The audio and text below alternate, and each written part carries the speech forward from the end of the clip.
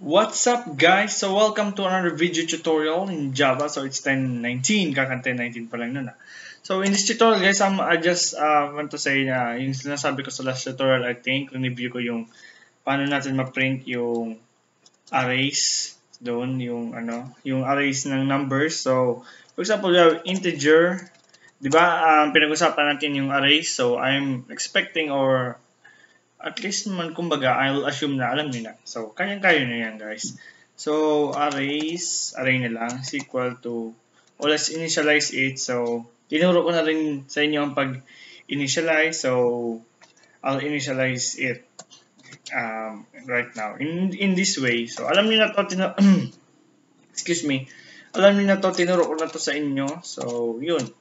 And, ganyan. So, kung gusto niyo mag-review, so, if you want to initialize, hindi niyo na kailangan ng specific size kasi kung ilan yung linagay niyo, gets na yan ng Java na yan yung size. So, kumbaga binibilin niya na.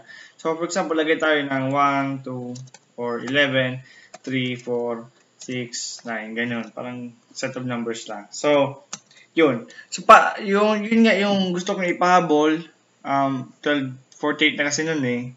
So, medyo nanantok na rin. So, yun. Kung paano natin ito ma-print lahat. So, bago natin gawin, I just want to say na applicable siya to any data types. Okay? So, kahit gumawa kayo ng array of boolean, so, syempre, ang value lang naman yun is true or false. What I mean, pareho lang naman kahit anong data type, basta array rin siya, and kahit double na array of data type na double or float, blah blah blah. So same, pareho lang naman.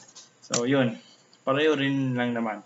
So integer I, so actually ginagawa rin to sa C language.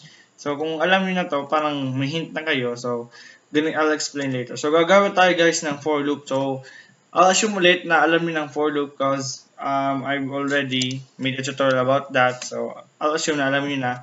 So for I is equal to 0. Bakit 0? Because as I've said, arrays always starts with 0. So may idea na kayo kung anong gagawin natin.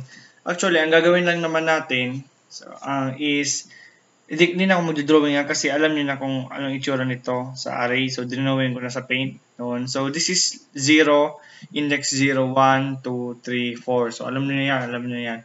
Bakit 0? Because, ang point lang naman dito is, i-access natin isa-isa yung kada index using for loop and the value of I na simula sa 0. So, ina-access lang natin isa-isa. Then, at the same time, ipiprint natin sa screen isa-isa.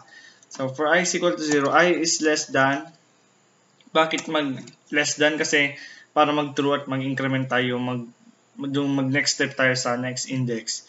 So, another technique for this is, just type the variable name of your array dot, then use the dot operator. Ito yung guys, yung mga built-in functions niya. Ito yung, this is what, itong part na to, this is what you call naalala nyo yung, kung napanood nyo yung second tutorial ko, what do you call that? The fields ata yun. Yung characteristics, kumbaga. Fields ata. So, I think, correct me if I'm wrong naman. Basta, yung parang characteristics ng isang class, fields ata yun. So, eto yun. So, yun. You can use this length. So, ang value nito, this is actually an integer. Yes, integer.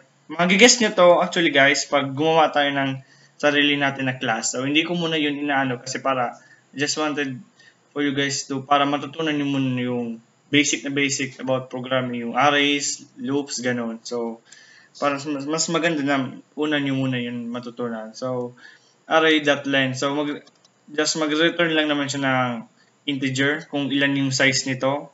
From the word itself, length. Ganun lang naman. So, semicolon, then I++. Touché. So, yun. Then, isi system.out.println. Println lang natin kung gusto nyong may \n, kumbaga. Then, array. Then, I. Ganyan. So, I'll explain kung ano bang ginagawa nito. Itong for loop na to. So, kung alam niyo ng for loop, alam niyo na kung anong system that out that println, alam niyo na kung anong meaning nitong array open and closing parenthesis, I mean bracket ba, then nasa loob is I, kahit konting tingin niyo lang, alam niyo na yan. So, pero i-explain ko pa rin. So, ang nangyari lang naman dito guys is, for I is equal to 0, so the value of I is 0, I is less than array.length, so this is 1, 2, 3, 4, 5. This is actually 5, pero the index of it is 4 kasi nag-start sa 0. So, ang ginagawa lang naman dito, as I've said, ina-access niya isa-isa. So, I is equal to 0, I is equal to 0, true to, true, ito. So, anong mangyayari? Hindi muna siya mag-increment. As I've said, gagawin niyo muna anything that is inside this, what do you call this guys? Curly braces ata, basta ganun. So, anything that is inside this is gagawin niya. So, in our case, system.out.println, ipiprint niya yung array na nasa location or index I. Ano bang value ng I natin? Which is 0. Una 0. Then, so, na-print niya na yung unang number, which is 11. So, saka siya mag-increment, magiging na siyang 1. Then, ulit-ulit. So, I is equal to 1, blah, blah, blah. Print niya ulit, which is 3 na. Tapos, mag-increment ulit, magiging ng 2. Hanggang so on, so on, so on. Hanggang sa mag-false na to. Mag-false to once na na-meet niya na yung 4 na value cause 4 is not less than 4. Ganon. So, hanggang sa point din is mapiprint niya itong lahat. So, pag rinan natin to, so, yun. Bababa siya actually kasi ln. So, 11, 3, 4, 5, 6, 9. So, ganun lang naman guys. So, I hope na naintindihan nyo. As I've said, ina-access lang natin yung kada index, then piniprint natin. Yun. So, ito lang yun. So, para sa akin, madali lang naman to. Magigess nyo rin to. So, try nyo man naman yung sa papel para mas maintindihan nyo yung how the program works. So, again, applicable siya sa other data types. Kung gusto nyo mag-try, palitan nyo to ng float. For example, float. Pero, syempre, gawin yung ganito, 0.2, ganyan. So, yun. Nasa sa inyo yan. So, thank you guys for watching this video tutorials. Kung makikita nyo, kung bakit natatanong kayo, bakit walang error to? Cause floats or doubles can accept integers na parang ganun. So, pero integers cannot, parang hindi niya tanggap ang mga double na mga values, parang ganun. So, thank you guys for watching this video tutorial. Pag may questions, just comment down below.